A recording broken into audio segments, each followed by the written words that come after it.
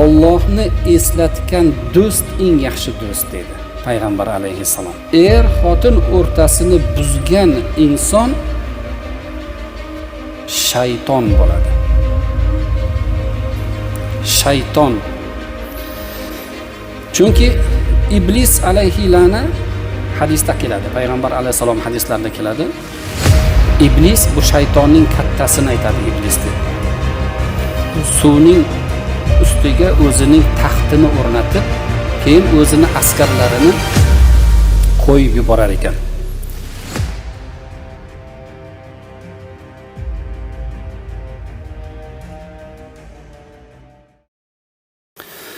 Alloh taolo Qur'oni Karimda maqtagan amallardan payg'ambarimiz alayhi salom muborak hadislarida bandaning qilgan nafl ibodati, namozi, ro'zasi, nafl ibodatlaridan ham ko'ra eng afzal bo'lgan ibodat bu odamlar o'rtasini isloh qilish deganlar. Tuzatish, islohotchi bo'lish. Mana shuni Qur'oni Karimda Alloh taolo maqtagan. Hattoki inson hayotda tinch yashashi uchun ham, barakali hayot kechirishi uchun ham, kishilar o'rtasidagi turli xil kelishmovchilik bo'ladimi yoki noxush holatlar bo'ladimi, ana o'shani isloh qiladigan kishini Alloh maqtadi.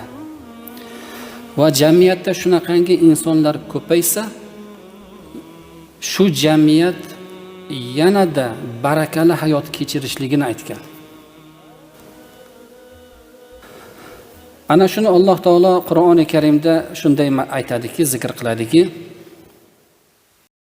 Alloh taolo bir yashab turgan jamiyatdagi xalqni ustiga bir baloni jo'natmaydi, halok qilmaydi, agar o'sha xalq, o'sha qavm, o'sha qishloqning, o'sha joyning aholisi islohotchi bo'ladigan bo'lsa, yaxshilik qiluvchi bo'lsa.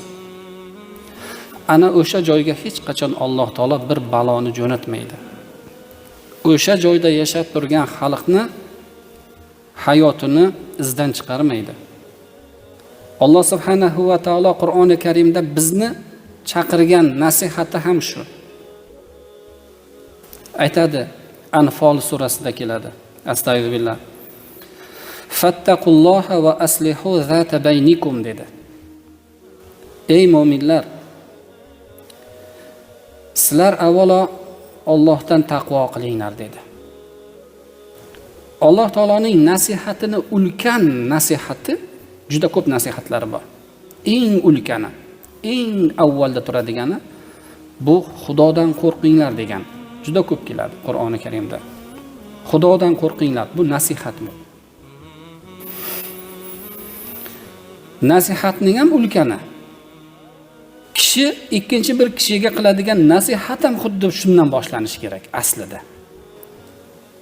Chunki eng yaxshi do'st kim deb so'ralganda payg'ambar alayhissalomdan kim javob beradi?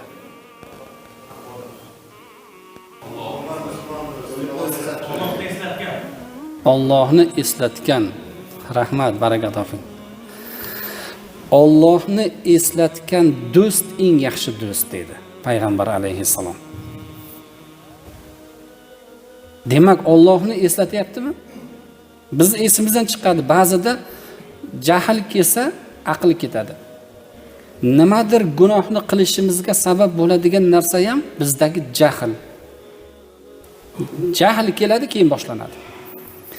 Ana o'sha payti agar do'stning yaxshisi bo'lsa, ki birinchi unga eslatadigan narsasi Allohdan qo'rq deydi. Bir inson ikkinchi bir insonni o'rtasini buzmasin. Kimdir agar shuni harakatida bo'lgan bo'lsa, unga nasihat qilsin. O'rtani buzmaslik kerak, musulmonlar o'rtasini. Alloh taoloning ulkan nasihati mana shu. Xudodan qo'rqqan banda hech ham birovni o'rtasini buzmaydi. Aka ukani o'rtasini buzmaydi. Qarindoshlar o'rtasini buzmaydi. Bularning eng kattasi er-xotin o'rtasini buzish. Er-xotin o'rtasini buzgan inson shayton bo'ladi. Shayton. Chunki iblis alayhi la'na hadisda keladi. Payg'ambar alayhisalom hadislarida keladi. Inna iblisa yada'u arshahu alal ma'i deb keladi. Iblis bu shaytonning kattasini aytadi iblis deb. Suvning ustiga o'zining taxtini o'rnatib, summa yab'athu sarayahu. Keyin o'zini askarlarini qo'yib yuborar ekan. Shunday bir ishni qilib kelinglarki, ana shu ishni qilgan menga eng yaqining bo'lasizlar der ekan. Hammasi ketadi. Keyin qaytib keladi.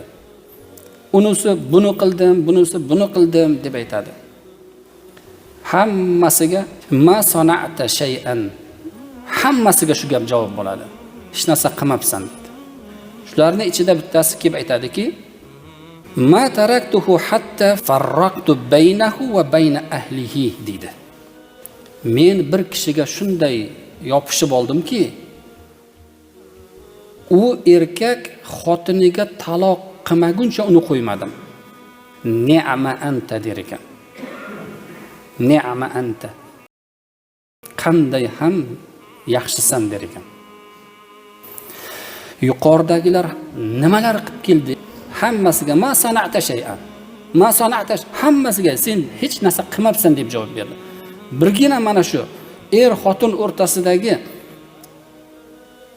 halollikni, nikohni ketkazadigan, taloq ayttirgan shayton iblisga eng yaqin bo'ldi. Ana o'shanga qiyosan qilib aytadigan bo'lsak, bir inson bir oilani buzilib ketishiga sababchi bo'ldimi? Ana o'sha shayton.